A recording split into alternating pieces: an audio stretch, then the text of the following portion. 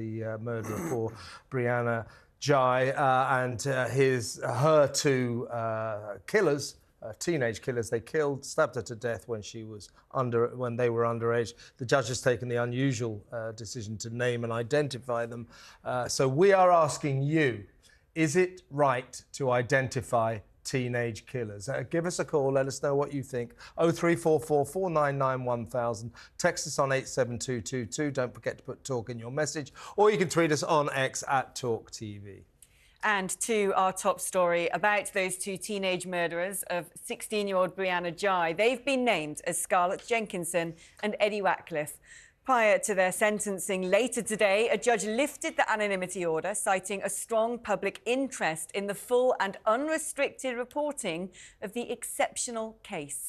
Trans girl Brianna Ghey was stabbed 28 times in the head, neck and chest and in her back in a Cheshire park in February 2023. Lawyers for Ghey's killers said lifting the anonymity order would be harmful to the defendant's welfare, but the mother of murdered toddler Jamie Bulger supported the judge's decision. I think he needs a picture to the name. You know, you can't just have a name and not know what they look like. I wanted to know what James's killers looked like. You want to see the faces that took your child away from you. You want to see the faces that spent the last few minutes with your child. I don't think I would have been able to carry on the way I have done, not knowing what they look like. Well, in a moment, we'll speak to TalkTV correspondent Oliver Whitefield-Miocic, who is outside Manchester Crown Court, where the killers are awaiting sentencing. But first, let's remind you of the tragic story behind the murder of Brianna Ghey. Aged just 16, Brianna Ghey had her whole future ahead.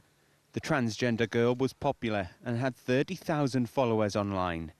But little did she know that one of them harboured a deadly obsession. A fellow student, fixated with torture, posing as a friend, who roped in another teenager to murder Brianna in a frenzied broad daylight attack. The pair can now be identified as Scarlett Jenkinson and Eddie Ratcliffe after TalkTV urged the judge to unmask the child killers.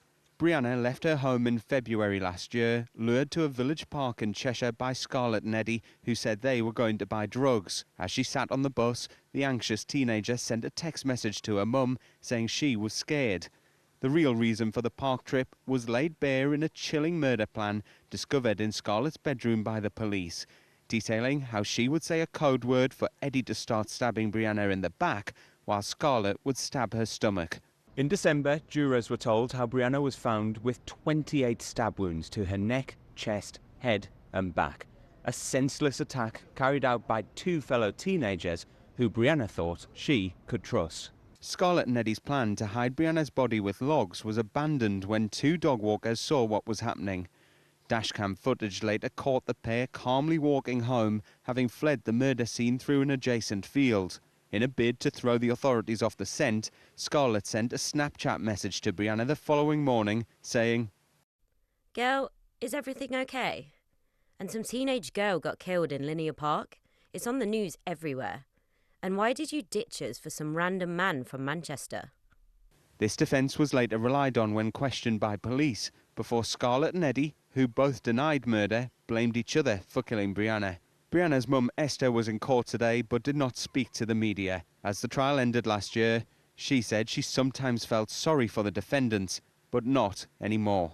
Now knowing the true nature and seeing neither display an ounce of remorse for what they have done to Brianna, I have lost all sympathy that I may have previously had for them.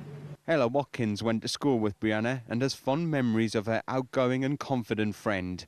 She says the focus should not be on her killers. It should all be on Brianna because the two people that took her life, they don't need to be remembered. They shouldn't be given that fame because they don't deserve it. It should all be focused on Brianna. What do you think about those two? I don't answer that, sorry. During the trial, the court was told how Scarlett shared torture videos that had inspired her with Elliot. The duo also discussed killing at least 4 other children and had vile plans for what they would do to their bodies. Their targeting of a transgender teenager who they had mocked behind her back has sickened the nation, and once again has put the dangers of children being exposed to extremely violent and graphic content online firmly back into the spotlight. Oliver Whitefield-Miocic, TalkTV.